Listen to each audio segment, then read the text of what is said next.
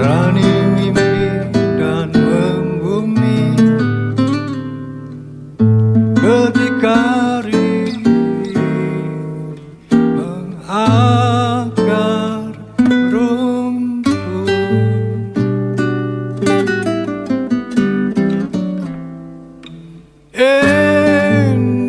Indonesia pantang putus arus, Garudaku pantang patah sayap, memberi jiwa cinta kemerdekaan, mengisi nilai lakon kenangan indah berartiku bagi negeri. Berjiwa Indonesia, berjiwa, berjiwa Indonesia, berjiwa. Ada orang namanya Suliman ini. Suliman ini orangnya tidak ganteng. Tidak ganteng itu kalau mau dijelaskan itu jelek, ya jelek ya.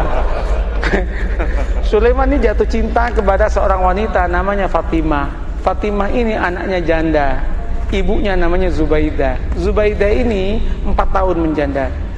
Si Sulaiman ini seneng banget udah, nggak bisa pindah ke lain hati.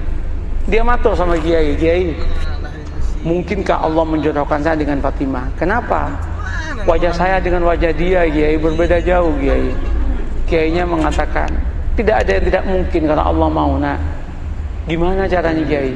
Kamu tahajud berdoa kepada Allah tiap malam, dikasih doanya, dan kemudian kamu itu agak rajin main ke situ, mengenalkan diri.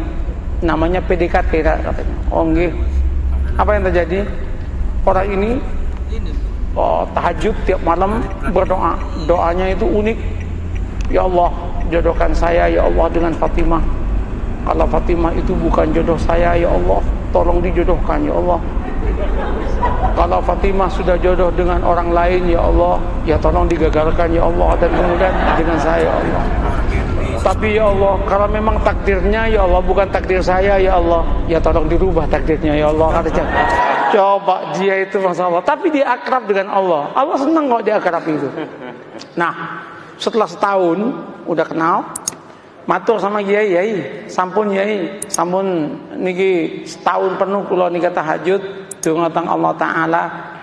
Terus napa langkah selanjutnya Kiai? Anu mawon, kata Kiai, kamu datangi besok hari Jumat jam 6 pagi, maksimum jam 7, jangan lewat karena itu waktu yang istijabah dalam cinta, namanya Zahra, katanya.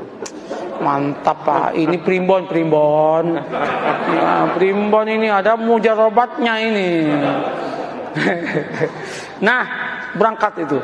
Ketika berangkat, Assalamualaikum, yang jawab Bu Zubaidah. Waalaikumsalam. Sampean Mas Sulaiman, nggih Bu. Ada apa kok pagi-pagi? Penting Bu. Nggih monggo pinara. Nggih matur nuwun, duduk. Dek Fatimah pun di Bu. Wah, baru keluar sama temennya itu. Jalan-jalan lari pagi kayaknya. Bu, singkat cerita, kalau panjenengan setuju alhamdulillah, tapi kalau jenengan nggak setuju ya innalillah Bu. Apa Mas? Saya kan sudah 1 tahun kenal dengan panjenengan sekeluarga.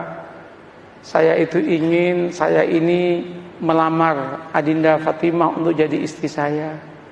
Ternyata Bu Zubaidah menangis. Bu, kenapa Bu Ibu menangis? Ibu Zubaidah kemudian mengatakan, Mas, kenapa sampean kok kemudian mau ngelamar anak saya? Kenapa Bu? Mbok ya dengan saya saja katanya kan. Saya sudah 5 tahun menjanda katanya. Langsung si Sulaiman mengatakan, Bu, doa saya tiap malam Bu, minta Fatimah Bu.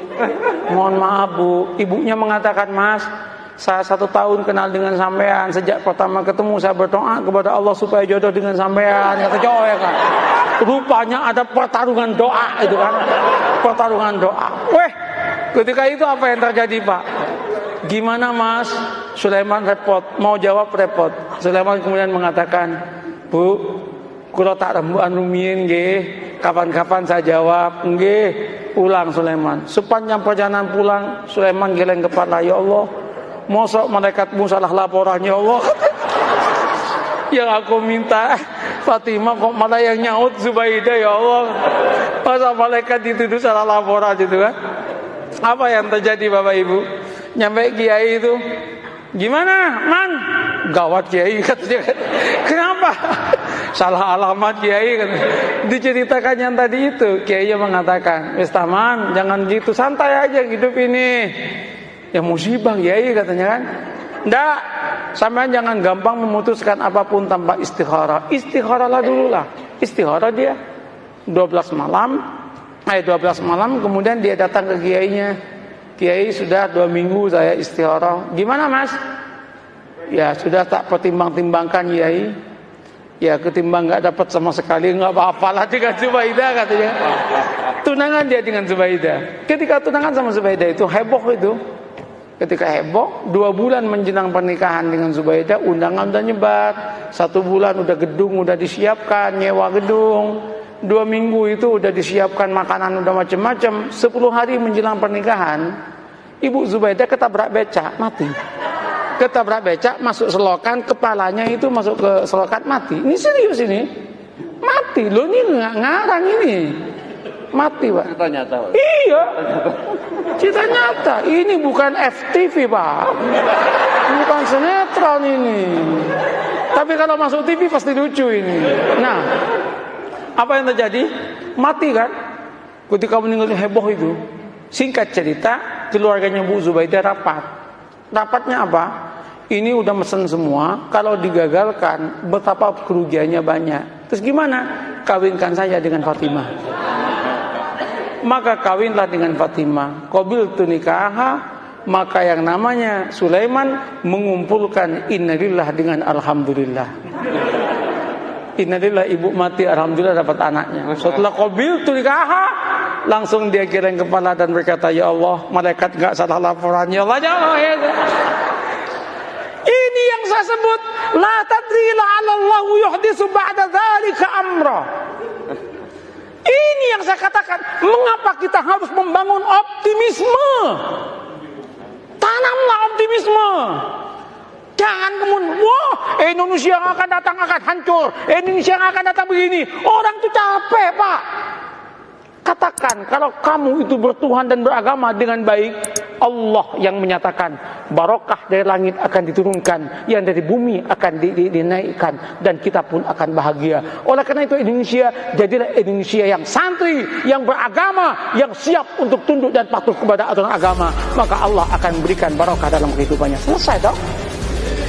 Begitu caranya membangun harmoni dalam kehidupan ini. Gelora merah putih, berani mimpi dan membumi, berdikari mengakar rumput.